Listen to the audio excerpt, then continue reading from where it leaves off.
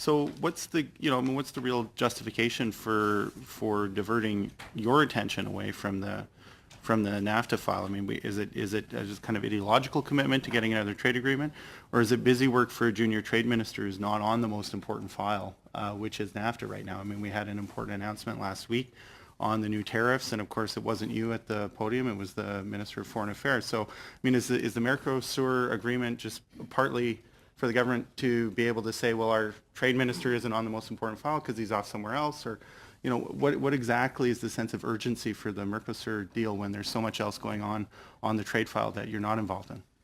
Well, I'll quote you. If you think that CETA is not important with 500 million consumers, if you think CPTPP is not important, before you became the minister, I don't think if it's important, CPTPP is 14% of the world economy and 500 million people. Let me answer the question. I would just say, we'll quote you on that when we refer to that. But what I can say is that with respect to agricultural products, we heard from stakeholders that want us to open markets. For example, the pork industry, if I look at cereals and grains and animal feed, people want to be able to export. We know that the tariffs are high, and our job is to make sure that we open markets. And, I think to make your point, people understand that when you have a team, different people in the team works on different things. But my goal, it's not about me, it's about Canadians, it's about your constituent.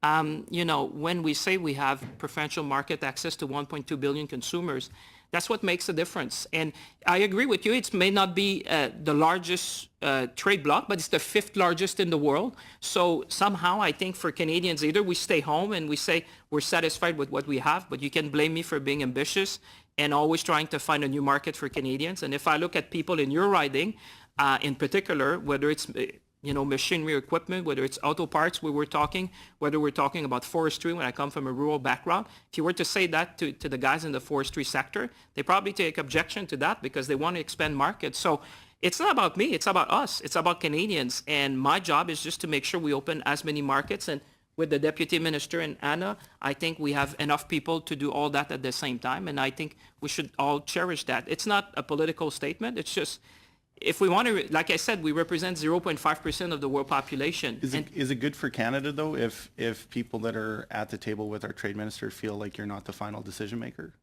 Well, in the government, feel like they're actually negotiating with the person who makes decisions? With respect, it's not about being the final decision maker.